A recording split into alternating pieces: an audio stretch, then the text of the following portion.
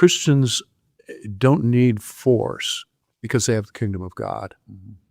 But they do have to be salt and light. If we retreat from the world, it doesn't matter how salty or how lighty we are, we're under a bushel. Well, hi again, everybody. Welcome to the Narrative Podcast. Mike Andrews, Aaron Baird, David Mahan, and a special episode today as we're joined in person by the one and only Dave Yost. Good morning. It is so good to have you here. Thanks for coming to our beautiful new studio. I love it.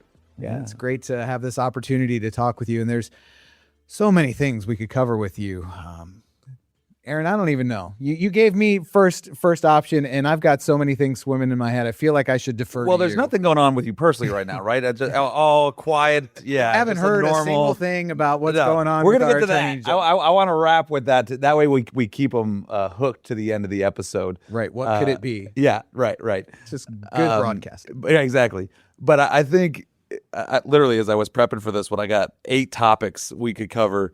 But I think the thing that where we should probably start is the thing that's dominating the news in Ohio right now and nationally. And I think we're going to have either Luke Brodziak or Parker from the Daily Wire on. But you and I even talked about what's your take, what's your perspective on what the Daily Wire has put out on all this Medicaid fraud that they're exposing and bringing to light? Well, I'm glad they're doing the work. Yeah. I want to take one slight caveat and say there's a difference between fraud that you can prove in court and suspicious stuff. Mm-hmm. So some of the stuff that's been coming out in the published reports surely bears looking into. It doesn't pass the smell test, but there's not nearly enough facts to be able to say crime occurred, money was stolen.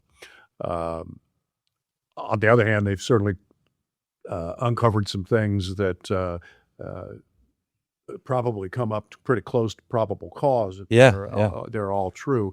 But here's the thing. Our Medicaid fraud control unit has been working for years, but we don't do press conferences when we start an investigation. It's private until, by law, until we get to a grand jury and indict somebody at the federal or state level. A number of the things that they've written about are things where we've already prosecuted somebody. And there are other things that are in the works. And, I was glad to see the governor, issuing some new controls. But you asked me what I think about it. That's in general.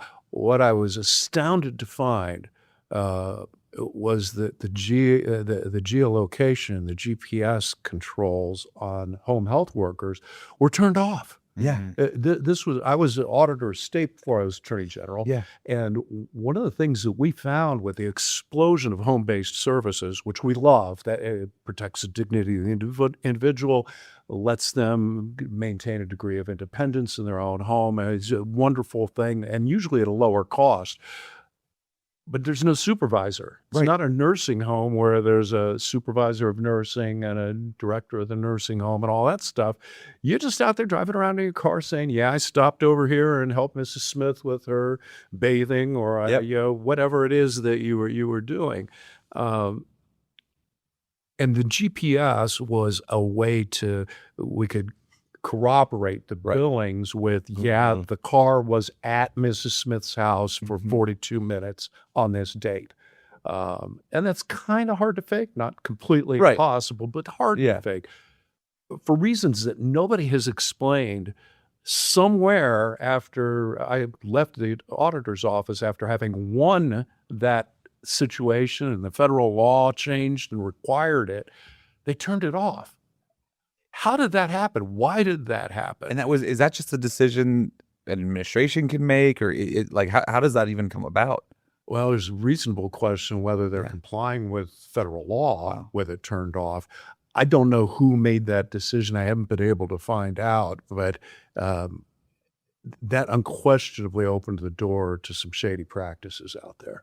At any rate, I talked with the leader of Vice President Vance's task force 2 days ago about this. We've been in contact with Federal Department of Justice. They've asked in on our investigations that we have ongoing. So we're on it. We've been on it. We're going to stay on it.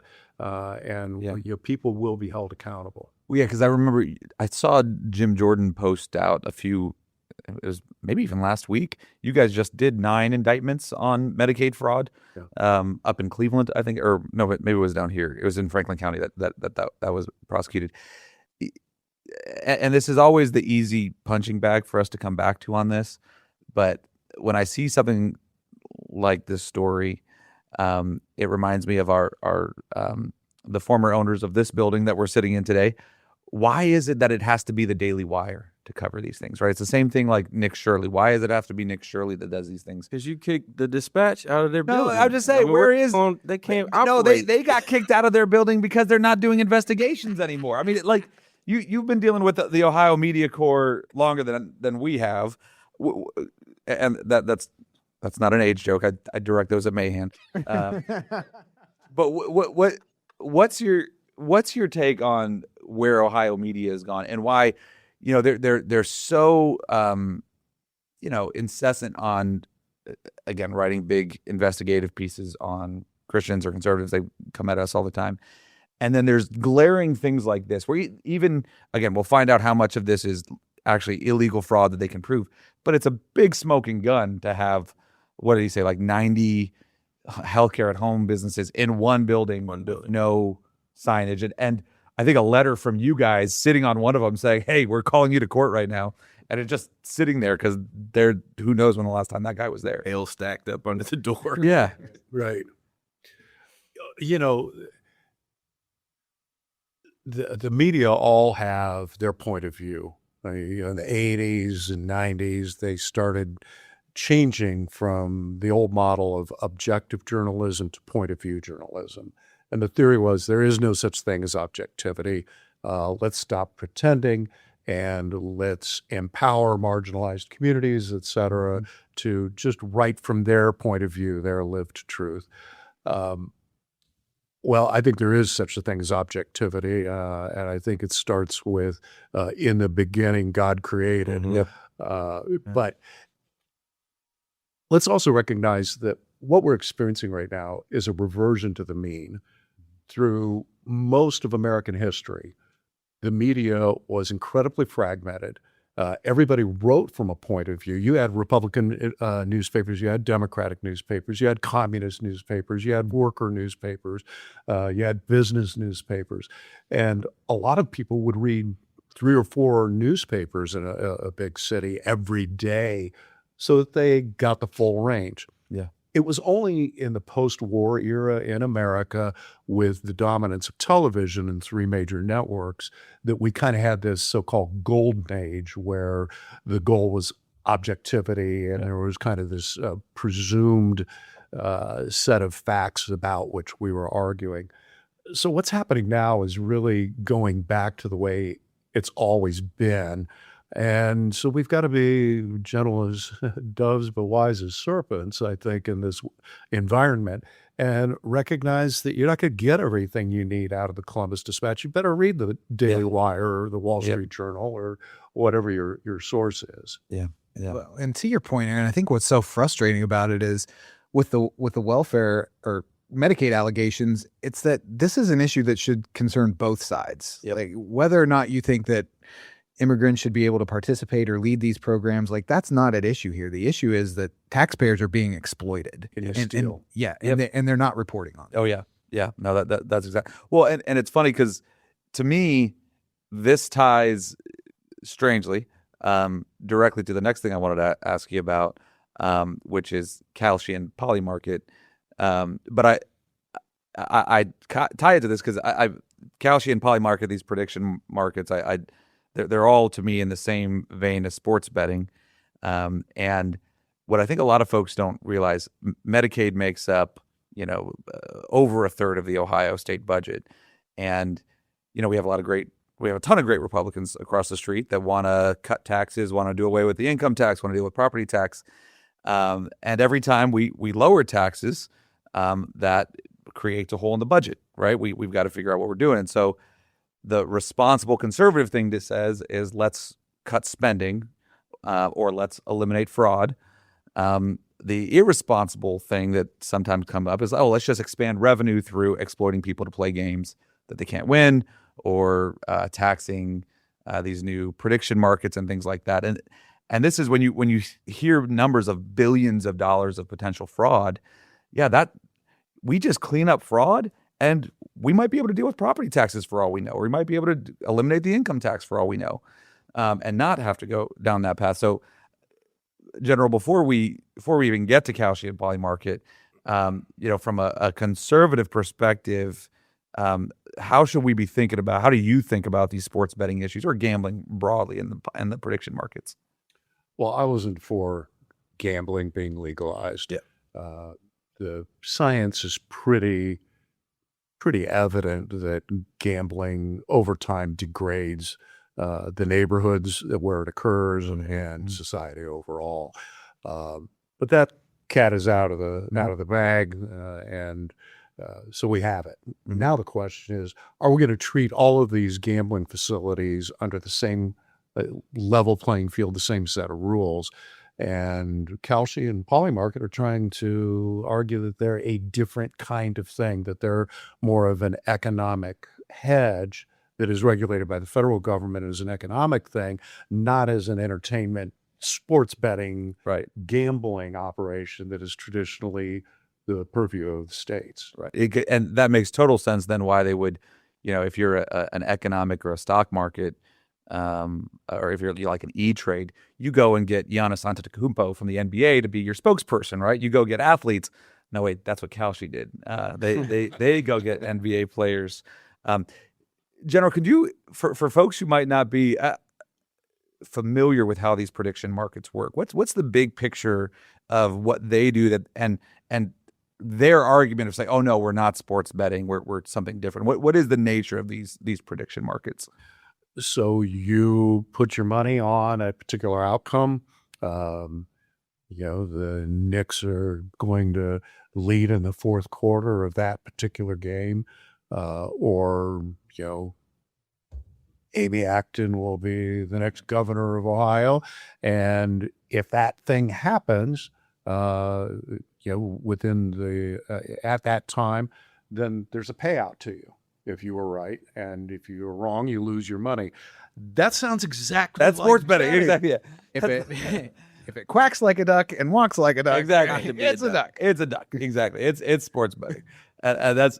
I mean, there's been two stories on this that I think have really highlighted the corruption of this thing. Number one, you had one of the SEALs or Green Berets who bet $30,000 or something like that Maduro was going to be captured because he was on the actual mission and won $400,000 out of it. It's crazy. Again. And to me, when I hear stuff like that, of course you have sports games being rigged now. If you have, the military service members doing that, knowing what's going to happen, there's no doubt you see athletes doing those same things. But then I think it was the Wall Street Journal just had a piece that showed it's less than 1% of individuals who bet on these prediction markets actually come out ahead. Right. And It's again, a sucker's game. it's a sucker. All of these are just it's. When you go to Vegas, it wasn't built by winners. It's nonsense. General, so many times on the podcast, what we try to help our listeners understand is what you never hear from most politicians. When we're talking about gambling, usually it's how it affects the individual, the consumer, even sports integrity side of this, what it's doing to the game. You have a unique position as AG where you're dealing with industries. You see when all of the lobbyists start getting bought up. You see when we pass indecent exposure monetization. You see Pornhub, right, who doesn't want that law because it affects, their ability to reach kids. And you attack at the industry level as they are breaking the laws of our state. Can you kind of help our listeners understand that process of, when the gambling industry comes in, when the marijuana industry, the porn industry, what does that look like for a state when they first start targeting Ohioans? Yeah. So as you alluded to, and you would see from your perch here at CCV, the warning sign is when the big dollar lobbyists all start showing up, and it's kind of like the old saw about practicing law in a small town. You know, if you're the only lawyer in a small town, you're starved. If you can get somebody else to move in, so there's two of you, you'll both get rich. When you see different sides revving up their high-priced lobbyists, then you know that something bad is going to happen to somebody. That's right. Yep. Aaron, I think we need a high-priced lobbyist. Exactly. Right? Start there, right? Yeah. $30,000. For the record, David is not a high-priced lobbyist. Oh no, he's very cheap. We use General. Appreciate it. Yeah. No. Now everybody knows I'm broke. Yeah. But the Attorney General's office, our role is to enforce the law where we're given that authority. And there are some places where they pass a law and there's no enforcement mechanism. One of the problems with the age verification law was they gave us the authority to file a lawsuit, but no authority to issue subpoenas or do an investigation. Well, how are you going to do a lawsuit if you can't get any information out of the industry? So House Bill 84 is hopefully going to fix that oversight in the Pornhub age Innocence consent Act, thing. But here with regard to calcium polymarket, our office has been defending. They came on, started the fight and said, hey, federal court, we want a court order to make the Attorney General in the state of Ohio and the Gaming Commission leave us alone because we're preempted. We're actually a swath that's regulated by a federal agency. They lost. We won that argument. They asked the Sixth Circuit Court of Appeals to issue a stay pending appeal. And the Sixth Circuit said, no, we don't think so. And so right now, with my office's support, the Casino Control Commission, Gaming Commission, is socked them with a $5 million fine for operating gambling without a license. If we're successful there, I fully expect to see some county-based prosecutions for criminal violations of the gambling code. So lots going on there, but that's kind of the anatomy of how this is at the moment. Yeah, and that's one of those pieces, at the State House. I think for a lot of folks, you look at the folks that get elected to the State House are folks from rural, strong red parts of the state, and then all of a sudden they'll be voting for things like sports betting and to understand the pressure cooker that gets created down here by these various industries is just massive. Well, and don't misunderstand. There's a reason bookies have made money throughout history. Lots of people enjoy gambling. They want to do it. So legislators aren't just hearing from the lobbyists. They're hearing from their constituents that want this. I view my job in public service as to listen to the people, but also to make decisions for the greater good, not to cave to the loudest voices. You wouldn't believe some of the comments have come into the office about me as I have, tried to enforce Ohio's law and opposed Kalshi's grab for an unregulated gambling market. Why is the regulation so important on that? Because sports gambling is legal in Ohio, why do we specifically need to regulate Kalshi? Well, Kalshi is operating outside the existing, so everybody else, the casinos, the racinos, et cetera, are all operating under the law as it exists. Kalshi's out there saying, it's Wild West, we can do whatever we want to as long as we don't upset the feds. Right. So we're talking about a level playing field. The rule of law, everybody talking about the rule of law, this dusty concept. It's very simple. What it means is same rules for everybody. Right. Yeah, that's a great summary, because I can't see how people would be upset with making everybody play by the same rules on that front. Yeah, even if we don't like the rules that are currently in place. And again, this then gets us to the point of this is the difference of policymakers and policy enforcers, right? Separation of powers here, where what we're trying to do with Save Ohio Sports is say we're going to make everyone play by the same rules, and the new rules are only betting at casinos, none of this mobile stuff, and those are the debates that we're having right now at the State House, and trying to, because of the the damaging effect these especially these apps have on young men, on kids, on families. But I want to pivot, General. It's interesting. I actually just got a call today from a friend in Virginia. They're getting ready to fight an abortion amendment there.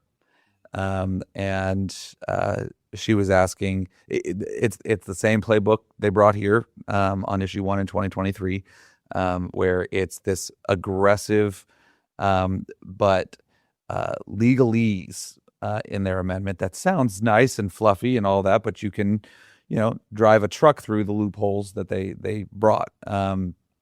And she was asking, hey, what's the status of all of Ohio's? Because Ohio had way more pro-life laws on the books than Virginia has.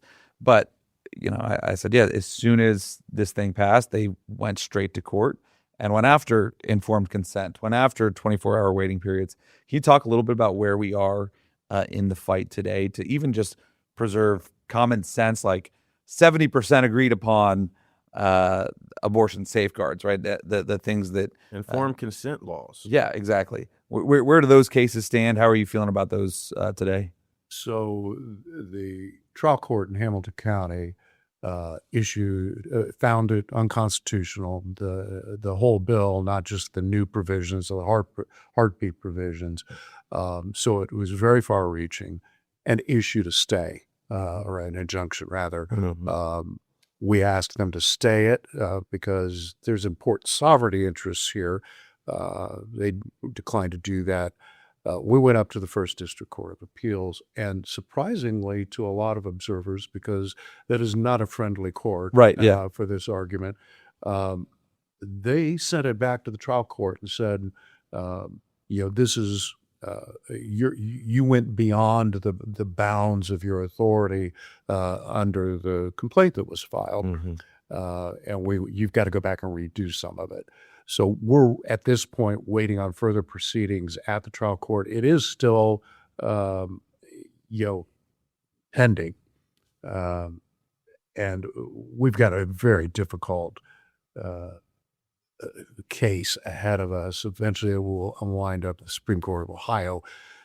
I'm hoping that we can preserve some things like informed consent that are not a direct or indirect burden. They're just Right. practice of medicine. Yeah, medicine. But there's going to be, my prediction is relatively soon, in the next 2 or 3 years, we're going to get some case law on what does direct or indirect mean, and what does that mean for the practice of medicine and the standard of care.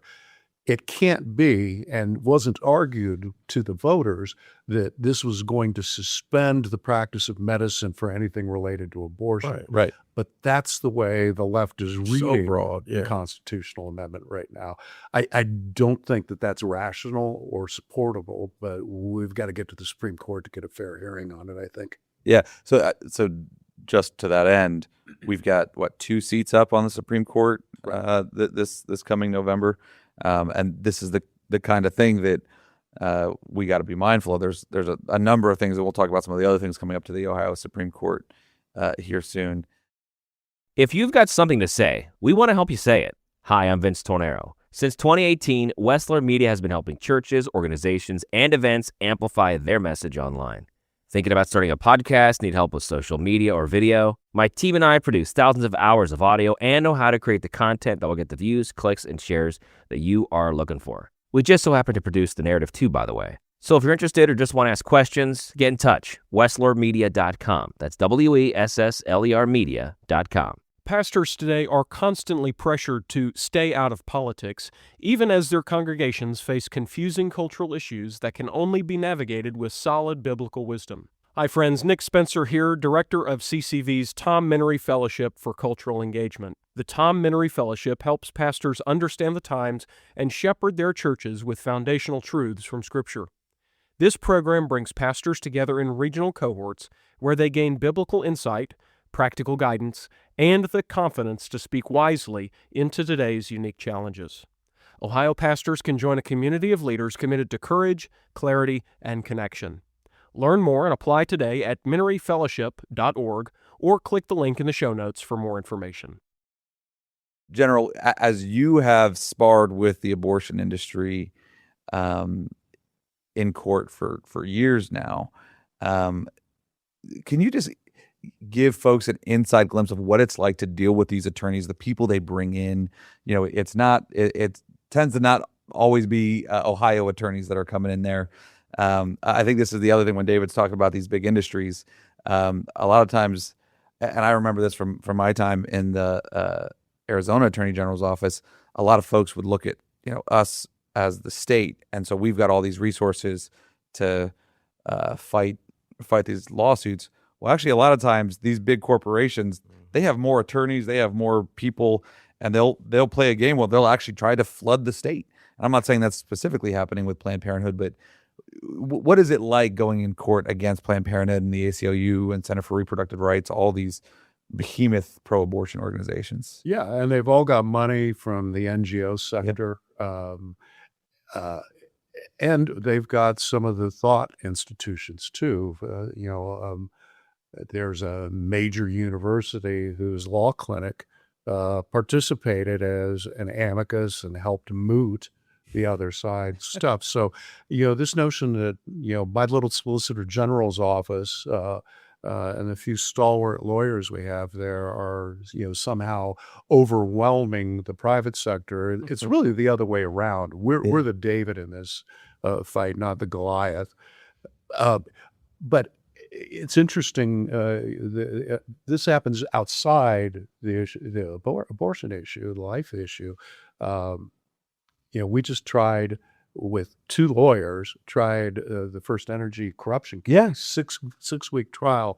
They had a team of 8 lawyers. They had people changing chairs and cycling in. In fact, there was so much money on this, the defense team bought chairs for the trial because they thought the government issue chairs in the courtroom were too uncomfortable to sit in. I am in the wrong industry, seriously, man. Like, You can't make up a story like that. Yeah, Aaron, can we talk about these? I know, right? That's exactly right. got the general sitting on a wooden stool. Right now. So it's funny though. Let's remind folks what that one's about, because we've had Brian Stewart on before to talk about Larry Householder and the First Energy situation. Can you remind folks what's the basis of it? Because this has broad implications for the state. Again, especially when you talk about rule of law, does everybody, no matter how powerful they are, does everyone play by the same rules? That's again when we think about American exceptionalism, that's kind of core to it, is that even the powerful, even the elected, are subject to the rule of law. Can you talk a little bit about the First Energy case? So that's obviously the House Bill 6 scandal, and this former Speaker Larry Householder is doing a 20-year stint in the federal pen. The Supreme Court of the United States declined to take up his case. So unless he gets clemency, he's got another 15 years to go. But this was First Energy paying for favorable treatment from the state government. Now, our case is a little bit different than the federal case. The federal case was about paying for nuclear bailout and law that guaranteed profitability through an arcane system called decoupling that was in House Bill 6. As we were digging into this case through the Organized Crime Commission, we found that First Energy had paid $4.3 million to Sam Randazzo just before he became chairman of the PUCO.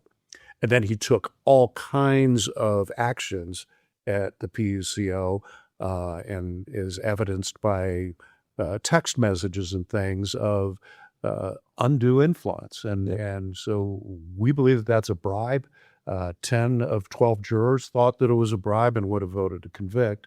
That jury hung, but we're going to hopefully retry that this coming fall. So that's an interesting procedural thing. So when there's a hung jury, when you don't get a decision, you get to go back. Do you have to change facts? What does that look like to go back and retry a case in that situation? It's as though the trial never happened. Oh, wow. And you start over and it's a do-over. Yeah. And you're not required to do it. You just may. But in this case, if 10 jurors sat through 6 weeks worth of testimony and said, these guys are guilty beyond a reasonable doubt, that warrants retrial. Speaking of the Ohio Supreme Court, we were saying just this week, a lawsuit was heard at the Court of Appeals related to Ohio school choice program. Yeah. And this is the teachers union suing to displace over 200,000 kids from the school they're in today. And it's a situation where you have government entities in these school districts using taxpayer dollars to sue the government to get more taxpayer dollars. A vicious cycle that blows my mind. Can you talk about your assessment on the EdChoice lawsuit, where it stands, and what do you think the school district's likelihood of success in this situation is? Well, ultimately, I think we are going to win this case at the Ohio Supreme Court. There's a variety of arguments, and I'm not going to get too deep into them, not only because they're pretty boring and arcane, but we have a live case here, and we speak through our briefs. But ultimately, they failed to prove their case. We were in the 10th District Court of Appeals arguing our appeal yesterday. And like I say, ultimately, I think we're going to preserve this. Interestingly, it's still the law of the land.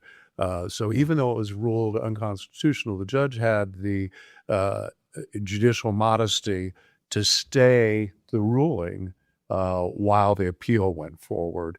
And so at this point, I think we're 4 years in, the law is still the law. And as you point out, hundreds of thousands of kids and their parents are getting the benefit of actually being able to choose where they want to send their kid to school. It comes down to this. As a policy matter, David, you love this. I know you're a policy wonk. What are we actually buying? Right. And the left, the people that are challenging here, saying you're buying a school system with all of its accoutrements, the teachers and the books, and you're supposed to buy that and pay for it. The legislature has said we're buying education for Ohio's children. Yes. And while we have an obligation to provide a public system that is uniform throughout the state, we've done that.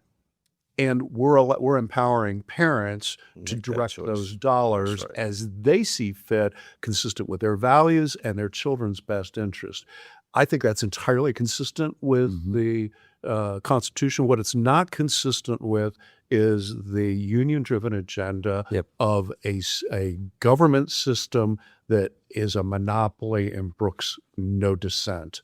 And that's what this case is ultimately about, and why I'm confident that it is not unconstitutional.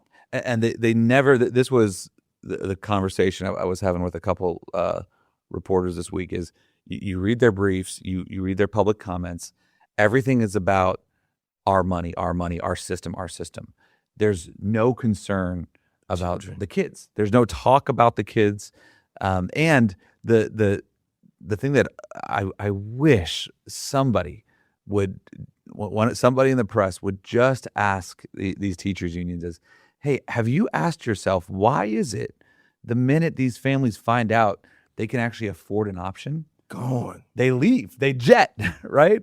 There's no self-reflection in this entire conversation around, hey, why is it that people are so desperate? That there was just in the Plain Dealer this week, there was a story about our national SGO, and the quote was something like, this this could be the downfall of public education, which was a massive overstatement. But at the same time, it's like, okay, so what you're saying is that people don't want your product. People don't want to be there. And if they can get out, they're going to. They're going to. That's the only way this is functionally going to hurt your bottom line in any way, because it's not taking any money away from you. It's just kids saying, we don't want to be here anymore. A free society never builds walls to keep its people in. Oh, well done. Yeah. Amen. Yeah, I'm looking at that article that you referenced, and they're criticizing it as a mechanism for redirecting public money, like not even acknowledging. That's called an appropriation. right. Exactly. Right. Just there's some doozies in this podcast, and like, oh, why can't I give my money? They did a podcast too. That's our buddy. Our buddy Chris Quinn did that one Yep, too. yep. Oh, our favorite. He wants to guy. be able to give his money or redirect his money to a National Park Foundation. Yeah. Why can't he do that? Like, well, yeah, why can't you do that? I mean, just to those. Could do that if he can get the legislature Yeah, to exactly. pass a law that gives him that right. That's called the democratic process. Look, the fact that policy choices get made necessarily excludes other policy choices. There is no divine right to tax money. Yep. You know, this is an issue. So all of our kids came up in the public. So they went to kindergarten in the public schools. We got the grade card from the school district that said they were failing in every area except for the passing rate. So we pulled our kids out. My wife homeschooled, my wife. And thankfully, they're all thriving now.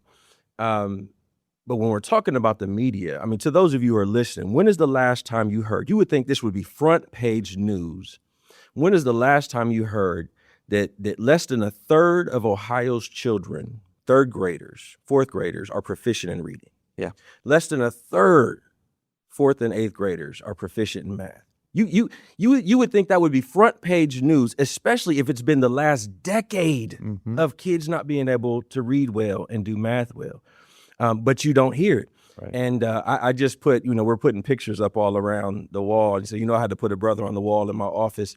And Frederick Douglass, the greatest of all lobbyists, he said that when he was trying to read, it was actually his master's mistress that was teaching him how to read the Bible. And when the master found out, he rebuked the mistress because he said, if you teach them to read, they are no longer qualified to be a slave. And that's the question I have for those of us that are listening in Ohio. We need to hold these people accountable because it is egregious that not only are they keeping these kids held back for a purpose, but they're not even going to report that this is an issue in our state. Mm-hmm. No, amen.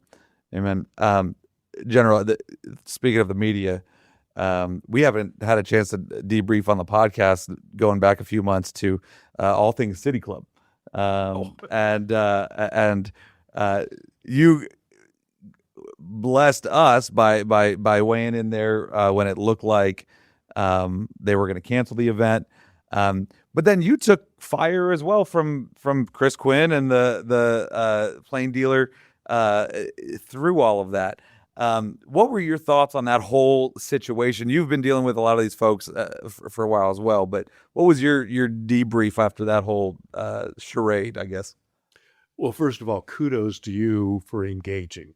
A lot of people in the conservative space simply won't engage with the city club, won't engage with the news media, and I compliment you. You don't hide. You're out there. So we need more Aaron Bears that are willing to take the message into the marketplace and Even not just talk to ourselves. Even a broke clock is right. So I said, nah.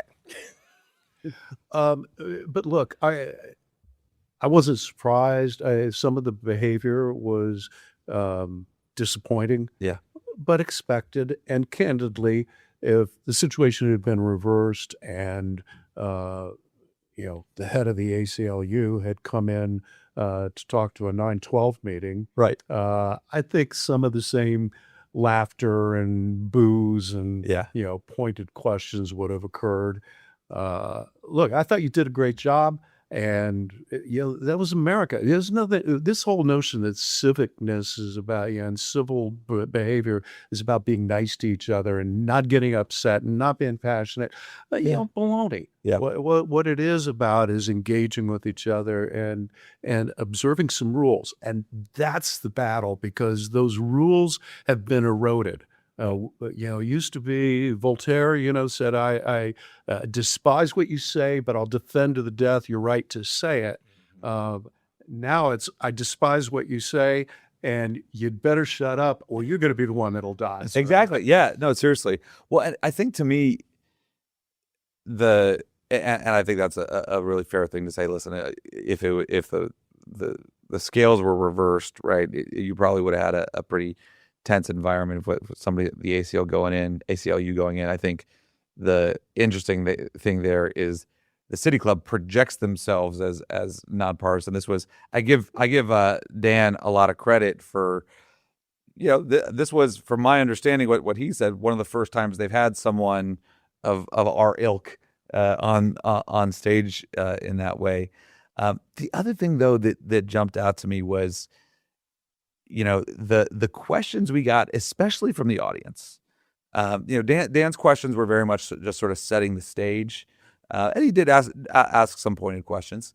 But the questions I got from the audience in particular, they're really, and I don't say this because I'm some intellectual giant by any stretch. There really never was a hard question. I left there both encouraged because it was fun and enjoy the back and forth, all that kind of stuff. But you weren't smiling, right? I wasn't smiling. That's right. I'm not allowed to smile. Smiling. But even that one, that's a great example of. I left there with the more I thought and debriefed from that thing with Maria, the more I realized, man, we are so far divided, because the questions I was being asked were questions targeted at a caricature of us, right? Like the one guy got up there and said, why do you say America's a Christian nation, why do you want to kick all Muslims out of the country? And I was like, what now? Like, well, we don't want to kick all Muslims out of the country. So next question. But the fact, like, we can laugh about it and be that, that's silly. But it is just, those folks truly believe that about us. And it is that part of it is like, okay, we've got, this divide is much bigger than I think a lot of us appreciate sometimes. Well, I think that's right, but I think part of that is on us, to the extent that we've abandoned, now you're talking about conservatives here broadly, to the extent that we've abandoned some of these uncomfortable public places, we leave nothing in its place except a caricature. The beauty of you going up to the Cleveland Club and engaging with them is nobody could fairly have sat there and walked away, and a couple weeks later, after having thought about the conversation, said the caricature is accurate. Yeah. They might still hate you. Yeah. They might still not like what you stand for. Yeah. But you were different than the caricature, and that's why it's so important for the work that you guys do to be out there in the marketplace of ideas and knocking that down. At least be who you are, and not leaving the caricature as the definition. Yeah, General, I know we are probably coming to a close in this interview, but I wanted to thank you. When I first started in this work about 6.5 years ago, no fan of politicians, no fan of just about anything that goes on around this state house. But Still not. Let's be honest. Still not. Right. You had a bunch of media in here, and I asked them, "What, are we under attack? Like, what's going on? Get them out of my office." I even protected you from them. I kept them away from you. Yeah, let them at me. So, I wanted to thank you, man, because you wrote a book recently. My wife and I bumped into you in Florida last year, and the book is entitled "Stand." And that's, when I see you around the Cap Square, that's what I see. I see a man that is standing. Whether it's popular, unpopular, usually unpopular, you are standing. You stood for the SAFE Act, right? We worked so hard for years to get that passed, and here comes the ACLU to tear everything down. And you were right there, not just in court, but in the media, standing up for facts and truth. I just want to thank you. And if you could, for our audience, those that are thinking about engaging in public policy and civics, what would you say to encourage them to stand on their convictions and not play politics, but just stand on truth? Yeah, I would start by saying, encouraging everybody that's in the arena to step back a little bit and have a little bit of humility. There are things that I will never compromise on, things that I am convinced beyond persuasion otherwise. But I think we ought to be humble enough to recognize that not everything that we think we understand, do we understand. If we serve an infinite God, particularly us Christians who believe in an infinite, omniscient God, it is the height of folly to think that we are right about 100% of the things 100% of the times. And it's off-putting. I love Kristen Wagner, who runs the ADF. She talks about a winsome conservatism. I think that starts with a little bit of humility. But to your listeners who are thinking, boy, I would never want to go down to that mess. Like I did. Well, your brother, you're in it. That's right. Yeah, I'm here now. And I appreciate the fact that you're in it. Nothing will happen if we don't take a stand. If it's been said that the cost of not being involved with government is to be governed by your inferiors. I think that was Plato. Christians don't need force because they have the kingdom of God. But they do have to be salt and light. If we retreat from the world, it doesn't matter how salty or how lighty we are, we're under a bushel. Yeah. We have to good. live our lives wherever we are, and there is some subset of us who are called to the arena, and we have to be willing to get out there and to not be afraid of what we believe. Lord knows the left isn't. They don't apologize for what they believe. They're not sensitive or worried about offending people. They just get right out there and make their case. We need to get out there and make our case because we have the benefit of having the truth on our side. Amen. Mike, as our resident lefty, you have a rebuttal to that? Exactly. Wow, that was Oh, really? Man. It's, I would like to know what you have seen in yeah, I was going to say, Troy's our resident lefty. This That's is, right. Look at this. Anyway, so speaking of ADF, some pretty incredible news came out last week that you would be leaving the Attorney General's office and taking a role with ADF, I'm sure, among other things as well. But can you share why ADF and why now? What's the story here with this transition coming up? Well, for those of listeners who don't know, the Alliance for Defending Freedom is the largest Christian law firm in the world. Yeah. They've won 18 cases in the last 15 years at the Supreme Court.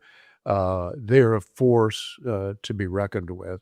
And the opportunity for me to go to work with them, I'll be vice president for policy and innovation, strategic policy and innovation. Too many words in a title. That's all of us that have worked with ADF for years. They've got the most robust titles that lawyers come up with. That's Nobody's perfect. yeah.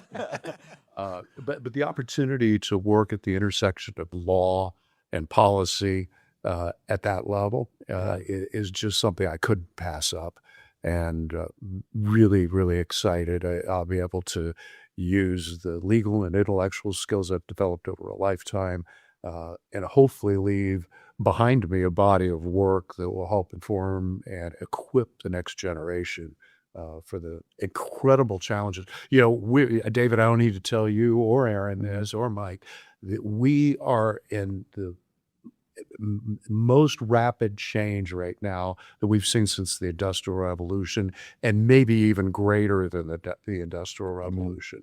The displacement of almost everything of the existing order is making this a very dangerous time. But what doesn't change is first principles, the dignity of the individual, the value of the human creation. And I'm looking forward to serving God as best I can where he leads me.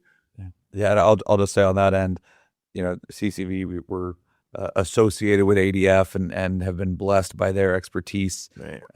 and leadership, especially in the religious freedom area, but across the board. They were the leads on the Dobbs case and on so many other cases through the years, and it's a perfect partnership, sir. So excited for you for what's next. Yeah, well, General, so grateful for the time today, and also want to close us by saying thank you so much for your service to the great state of Ohio for these many years. And we're truly grateful to have worked with you here at CCV and to see what you've been able to do for the state. So God bless you and good luck to you as you move on to that next stage. And thank you so much for joining us today on The Narrative. It's been a pleasure. Thank you. Thank you for tuning in to this episode of The Narrative, presented by CCV and produced by Westler Media. If you found today's episode insightful, leave us a review or rating and subscribe anywhere you get your podcasts. We're your hosts, Mike Andrews, Aaron Baer, and David Mahan, and we'll see you next time on The Narrative.